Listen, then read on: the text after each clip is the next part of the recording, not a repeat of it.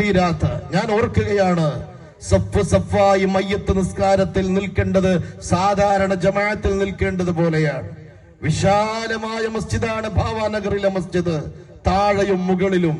എന്നിട്ടോ ഒരു പണ്ഡിതന്റെ മരണം പോലെ, ഒരു വലിയ ജമിയത്തുൽ ഉലമയുടെ, സമസ്ത കേരള ജമിയത്തുൽ ഉലമയുടെ അറിയപ്പെട്ട പ്രഗത്ഭനായ ഒരു പണ്ഡിതന്റെ മരണം പോലെ നമ്മളിൽ സാധാരണക്കാരനായ ഒരു മനുഷ്യൻ മരണപ്പെടുമ്പോൾ അദ്ദേഹത്തിലുണ്ടായ പ്ലസ് പോയിന്റ് അള്ളാഹു സമ്പത്ത് കൊടുത്തപ്പോൾ അതെങ്ങനെ ചെലവഴിക്കണമെന്നും, ഈ ഭൂമി ലോകത്തേക്ക് കടന്നു വരുമ്പോ നാണം മറക്കാനുള്ള നൂല് പോലും നമ്മൾ ആരും കൊണ്ടുവന്നിട്ടില്ല എന്ന് മനസ്സിലാക്കിയ പ്രിയപ്പെട്ട അസ്ലം, എന്നും ആ അസ്ലമിന്റെ മുഖത്ത് കാണുന്ന പുഞ്ചിരി, ജാട എന്ന് പറയുന്ന ഒന്ന് തൊട്ട് തീണ്ടിയിട്ടില്ല.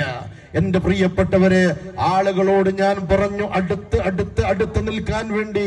അങ്ങനെ അടുത്ത് നിന്നിട്ടും പള്ളി നിറഞ്ഞിട്ടും പള്ളിയുടെ വരാന്ത നിറഞ്ഞിട്ടും എന്റെ പ്രിയപ്പെട്ടവരെ, എന്റെ ജീവിതത്തിൽ ഞാൻ ഇത്രമാത്രം ഒരു ചെറുപ്പക്കാരൻ മരിച്ചപ്പോൾ ഇങ്ങനെ ഒരുമിച്ച് കൂടിയിട്ട് മയ്യത്ത് മുമ്പിൽ കിടത്തിയിട്ട് കണ്ണിൽ കണ്ണുനീർ നിറഞ്ഞുകൊണ്ട് രണ്ട് കരങ്ങൾ ഉയർത്തി അല്ലാഹുമ്മ ഗഫിർ ലഹു, പടച്ചവനെ ഈ അസ്ലമിന് പുറത്തു കൊടുക്കണേ എന്ന് പ്രാർത്ഥിക്കാൻ വേണ്ടിട്ടായിരുന്നു അവിടെ തിക്കും തിരക്കും കൂട്ടിയത്, മറ്റൊന്നിനുമല്ല.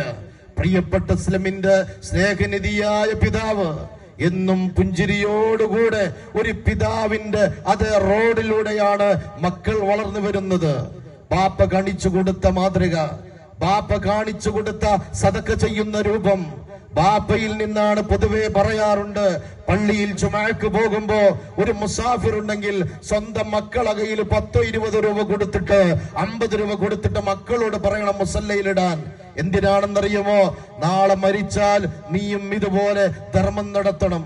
പ്രിയപ്പെട്ട പിതാവ് നൽകുന്നത് കണ്ടിട്ട് പഠിച്ച പ്രിയപ്പെട്ട അസ്ലം, പ്രിയപ്പെട്ട പിതാവ് നന്മയുടെ വഴി സ്വീകരിക്കുന്നത് കണ്ടിട്ട് പഠിച്ച അസ്ലം. എന്റെ പ്രിയപ്പെട്ടവരെ, അങ്ങനെ ആ സമയത്ത് പ്രിയപ്പെട്ട ക്ഷമാശീലനായ പ്രിയപ്പെട്ട പിതാവ്, അതേ ഒരുപാട് തന്റെ പ്രിയപ്പെട്ട പൊന്നുമകന്റെ വേദനകൾ കണ്ണുകൊണ്ട് കണ്ട പിതാവ് ആ മയ്യത്ത് അവിടെ കിടത്തിയപ്പോ, മയ്യത്തിന്റെ ചാരത്ത് വന്നപ്പോ പ്രിയപ്പെട്ട പിതാവാണല്ലോ ചോദിക്കണം, ആരാണ് മയ്യത്ത് നിസ്കരിക്കുന്നതെന്ന് ചോദിച്ചപ്പോ ആ പ്രിയപ്പെട്ട പിതാവ് പറഞ്ഞു, ഞാൻ മയ്യത്തിന് നേതൃത്വം നൽകാമെന്ന് പറഞ്ഞു. എന്റെ പ്രിയപ്പെട്ടവരെ, ഞാൻ പലപ്പോഴും പറയാറുണ്ട്, അല്ലാഹുവേ, സ്വന്തം മക്കളെ മറവ് ചെയ്യുന്നത് കണ്ണുകൊണ്ട് നീ കാണിക്കല്ല റബ്ബേ എന്ന്. പക്ഷെ അല്ലാഹു കൊടുത്ത ക്ഷമ, പടച്ചവൻ തന്നത് പടച്ചവൻ കൊണ്ടുപോയെന്ന് ഉറച്ചു വിശ്വസിച്ച ആ പിതാവ് ആ പ്രിയപ്പെട്ട മകന് മയ്യത്ത് നിസ്കാരത്തിന് നേതൃത്വം നൽകി. കണ്ണ് നിറഞ്ഞുകൊണ്ട് ഒരു പ്രിയപ്പെട്ട പിതാവ് ആരുടെ ചുണ്ടിലാണോ ഭക്ഷണം വെച്ചു കൊടുത്തത്, ആരെയാണോ നെഞ്ചത്ത് ചേർത്ത് പിടിച്ചത്, ആ പ്രിയപ്പെട്ട പിതാവ് അല്ലാഹുമ്മ ഗഫിർ ലഹു എന്ന് കരഞ്ഞുകൊണ്ട് പ്രാർത്ഥിച്ചിട്ടുണ്ടെങ്കിൽ ആ പ്രാർത്ഥന കബൂലിയത്തിന്റെ പ്രാർത്ഥനയാണ്. ജനങ്ങൾ ഒരുമിച്ച് കൂടിയത് കബൂലിയത്തിന്റെ അർത്ഥമാണ്. കാരണം നമുക്കൊക്കെ അറിയാം, ഒരു മയ്യത്ത് മറവ് ചെയ്താൽ പിന്നെ അവിടെ ഉണ്ടാകുന്ന വെറും കുടുംബക്കാര് മാത്രമാണ്. അങ്ങനെയല്ല, അസ്ലമിന്റെ മയ്യത്ത് നിസ്കാരം കഴിഞ്ഞിട്ട് ആ മയ്യത്തൊന്ന് മണ്ണിലേക്ക് താഴ്ത്താൻ തിക്കും തിരക്കുമായിരുന്നു. ഒന്ന് അസ്ലമിന്റെ മയ്യത്ത് ഞാൻ താഴ്ത്തട്ടെ. ആ അസ്ലമിനെ മറവ് ചെയ്തിട്ട് ജനങ്ങൾ അവിടെ നിന്ന് പോയിട്ടില്ല. പിന്നെയും അവരുടെ മനസ്സിന്റെ ഓളങ്ങളിൽ നിന്ന് മായാതെ മങ്ങാതെ മറയാതെ വരുന്നത് അസ്ലം എന്നാണ്. ഇത് അസൂയയുള്ള മരണമാണ്. ഒരു ജനങ്ങൾക്ക്, ഒരു വ്യക്തിക്ക് അസൂയ തോന്നുന്ന മരണമാണ്. കാരണം നമ്മൾ ഈ പറയുന്നതൊക്കെ ഹസനാത്തായി അവിടെ കിട്ടിക്കൊണ്ടിരിക്കുകയാണ്. കാരണം ഒരു മനുഷ്യൻ മരിച്ചു കഴിഞ്ഞാൽ അവന്റെ നന്മകൾ എടുത്തു പറയണമെന്ന് പരിശുദ്ധമായ ഹദീസ് പറഞ്ഞിട്ടുണ്ടെങ്കിൽ ഈ പറയുന്നത് തന്നെ ദിക്റാണ്, ഇത് കേൾക്കുന്നത് തന്നെ ദിക്റാണ്. അതുകൊണ്ട് ഞാൻ പറയുന്നു, അസ്ലമിന് പകരം അസ്ലം മാത്രമാണ്.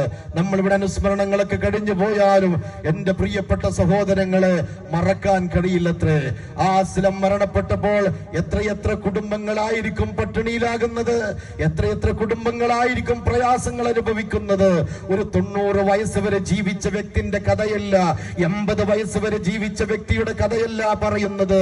ജീവിച്ചിട്ട് കൊതിതീരുന്നതിന് മുമ്പ് എന്റെ പ്രിയപ്പെട്ടവരെ, ഞാൻ പറഞ്ഞു വരുന്നത്, ആ ബാപ്പയുടെ ചാരത്ത് നിന്നിരുന്ന ആ ഒരു ആൺകുട്ടി, പ്രായപൂർത്തിയെത്താത്ത ആൺകുട്ടി, ആരാണ് മകനാണെന്ന് എനിക്കറിഞ്ഞിരുന്നില്ല. പക്ഷേ അസ്ലമിന്റെ മകനാണെന്നറിഞ്ഞു. ഉപ്പ കിടക്കുന്നത് കണ്ടിട്ട് ആ ഉപ്പാക്ക് വേണ്ടിട്ട് അല്ലാഹുമ്മ ഗഫിർ ലഹു എന്ന് ആ പ്രിയപ്പെട്ട പൊന്നുമോൻ പറഞ്ഞിട്ടുണ്ടെങ്കിൽ, എന്റെ പ്രിയപ്പെട്ടവരെ, നമ്മൾ ആ കുടുംബത്തിന് വേണ്ടി പ്രാർത്ഥിക്കണം. ആ കുടുംബത്തിന്റെ കൂടെ നിൽക്കണം. ആ കുടുംബത്തിനെ സാന്ത്വനപ്പെടുത്താൻ, സമാധാനിപ്പിക്കാൻ നമുക്ക് കഴിയണം.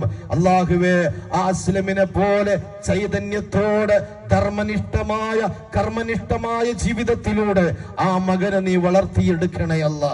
അസ്ലമിന് പകരമായി ആ മകനെ നീ എത്തിക്കണേ അല്ലാ എന്ന് പ്രാർത്ഥിക്കുന്നു. എന്റെ പ്രിയപ്പെട്ടവരെ, ആ കുടുംബത്തിന് അല്ലാഹു ക്ഷമ കൊടുക്കട്ടെ. അതുകൊണ്ട് നമ്മൾ മനസ്സിലാക്കണം, നമ്മുടെ കയ്യിലുണ്ടെങ്കിൽ അത് പാവങ്ങൾക്കുള്ളതാണെന്ന് മനസ്സിലാക്കാൻ കഴിയണം. ഒരൊറ്റ സംഭവം പറഞ്ഞുകൊണ്ട് ദിക്റിലേക്ക് പ്രവേശിക്കുകയാണ്. അതുപോലെ പ്രിയപ്പെട്ടവരെ, ഇവിടെ അനുസ്മരിക്കുന്ന കൂട്ടത്തിൽ നമുക്കറിയാം മഞ്ചേരി ഉസ്താദ്, പഴയ കാലത്തെ മഞ്ചേരി ഉസ്താദ്